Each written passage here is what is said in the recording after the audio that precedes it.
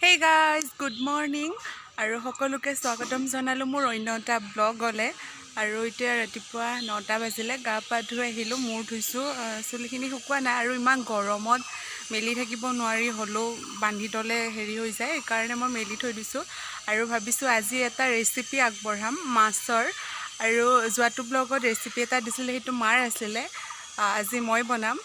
তো ভিডিওটো চাই থাকক আৰু বেছি দেৰি নকৰো ভিডিওটো স্টাৰ্ট কৰো যদি ভিডিওটো ভাল লাগে লাইক কৰি দিব চেনেলটো সাবস্ক্ৰাইব কৰি দিব আৰু কমেন্টত জনাব কেনেকুৱা লাগিল চাই তেন্তে বলক আজি ভিডিওটো স্টাৰ্ট কৰো আৰু দাদা ইফালে মাছ কাটি আছে কাৰণ কচ মাছ দুটা ঘৰতে ৰাখিছিলে গোটা গোটাই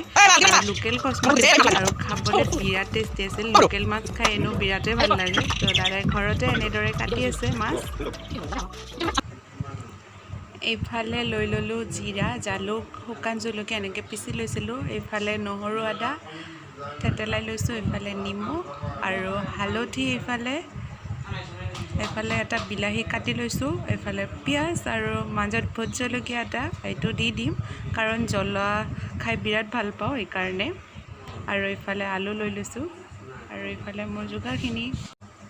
এইটো কেৰাহীত মাছ ভাজিছিলোঁ আৰু মাছ ভাজা তেলখিনিতে পিঁয়াজ দি দিলোঁ আৰু পিঁয়াজখিনি ৰঙচুৱা কৰি ভাজি ল'ব এইটো চবেই জানে সেইকাৰণে বেছিকৈ দেখুওৱা নাই এইখিনি ইয়াতে মছলাখিনি দি দিলোঁ জিৰা জালুক শুকান জলকীয়া এনেকৈ পিচি লৈছিলোঁ কাৰণ পেকেট মছলা দিলে ভাল নালাগে আৰু বগা সৰিয়হ দিছোঁ কেইটামান পিচি দিলে বেছি ভাল লাগে তো দি দিলোঁ মছলাখিনি তেল বিৰিঙালৈ ভাজিব ইয়াতে দি দিলোঁ নহৰু আৰু আদাখিনি তাৰপাছত অলপমান ভাজিম ইয়াতে হালধিখিনি দি দিলোঁ জোখমতে হালধি দি দিব আপোনালোকে আৰু লগতে কাটি লোৱা বিলাহীটো ইয়াতে দি দিম তাৰপাছত অকণমান ভাজিম ভালকৈ আৰু মই ভেদাইলতা মানিমুনি নৰসিংহ পাত এনেকৈ পিচি লৈছিলোঁ দি দিলোঁ মছলাখিনি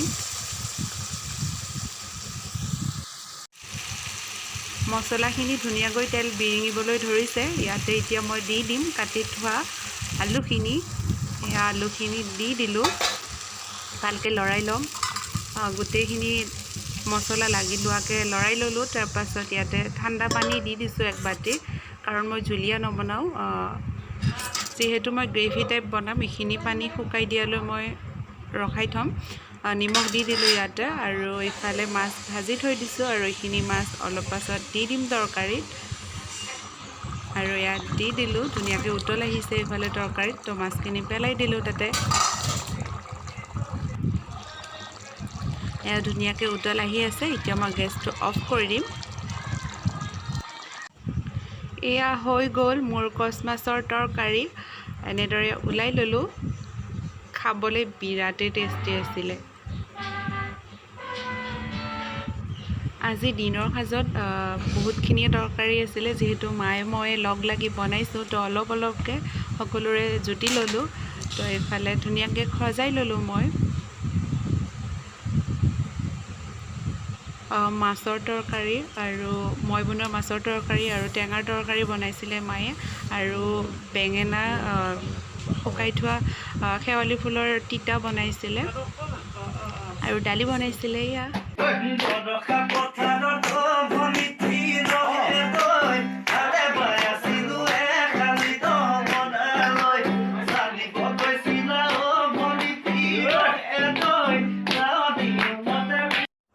Hey guys, বহুত দেৰিৰ পাছত আকৌ আহি গ'লোঁ আপোনালোকৰ লগত কথা পাতিবৰ কাৰণে আৰু তেতিয়া ভাত তৰকাৰী বনাই ইমানেই গৰম দিছিলে অলপ বহিলোঁ বহি উঠি ভৰি হাত ধুই ভাত পানী খালোঁ খাই লৈ উঠি অলপ পাকঘৰত কাম আছিলে তাৰপাছত কামখিনি কৰিলোঁ তাৰপিছত ইমানেই টোপনি ধৰিলে তো মই শুই গ'লোঁ আৰু ভাত খাই কেনে মোৰ সদায় টোপনি ধৰে তাৰপাছত মই শুই গ'লোঁ আৰু যদি নুঠোঁ মই চকুকেইটা বহুত বিষায় এইকাৰণে মই শুই গ'লোঁ আৰু তৰকাৰী খাবলৈ বিৰাটেই টেষ্টি আছিল আপোনালোকে যদি ভাবে তেনেদৰে বনাই খাম বুলি তো এবাৰ খাব পাৰে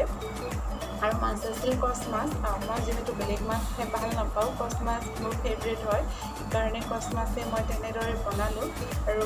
খাব বিৰাটেই টেষ্টি আছিল মই সঁচাকৈ কৈছোঁ আৰু ভাবিব পাৰে মই মিছাই কৈছোঁ বুলি যিহেতু ময়ে বনাইছোঁ সেইকাৰণে আপোনালোকে এবাৰ ট্ৰাই কৰি চাব তাৰপাছত মোক কমেণ্টত জনাব কেনেকুৱা লাগে আশা কৰোঁ ভালেই পাব আপোনালোকে খাই আৰু মই এটা গেম খেলিম বুলি ভাবিছোঁ মোৰ ভণ্টিৰ লগত তো তাতে কেইটামান কুৱেশ্যনৰ প্ৰয়োজন হ'ব আৰু গেমটো আপোনালোকে দেখিলে গমেই পাব ইউটিউবত কৰিয়ে আছে যিহেতু চবেই আৰু ভাবিছোঁ ময়ো ভণ্টিৰ লগত গেমটো ষ্টাৰ্ট কৰিম বুলি নেক্সট ব্লগত তো কেইটামান কুৱেশ্যনৰ প্ৰয়োজন হ'ব আৰু কুৱেশ্যনকেইটা মই নিজে লিখিলে নহ'ব মই আৰু ভণ্টি যদি নিজে লিখোঁ তেতিয়াহ'লে আমি গমেই পাই যাম কি কুৱেশ্যন আছে তাতে সেইকাৰণে ভাবিলোঁ মই ইনষ্টাগ্ৰামৰ ষ্টৰিটো দিম আৰু মোৰ ব্লগতো আপোনালোকক কৈ দিওঁ যাতে আপোনালোকে যদি ভাবে কুৱেশ্যন কৰিম বুলি তো কমেণ্ট ছেকশ্যনত কৰিব পাৰে আৰু তাৰে পৰা কেইটামান বাছি কেনে আমি গেমত ল'ম আৰু গেম ষ্টাৰ্ট কৰিম তো প্লিজ আপোনালোকে কেইটামান কমেণ্ট ছেকশ্যনত কমেণ্ট কৰিব যাতে আমি গেমটো খেলিব পাৰোঁ আৰু বেছি দীঘলীয়া নকৰোঁ ভিডিঅ'টো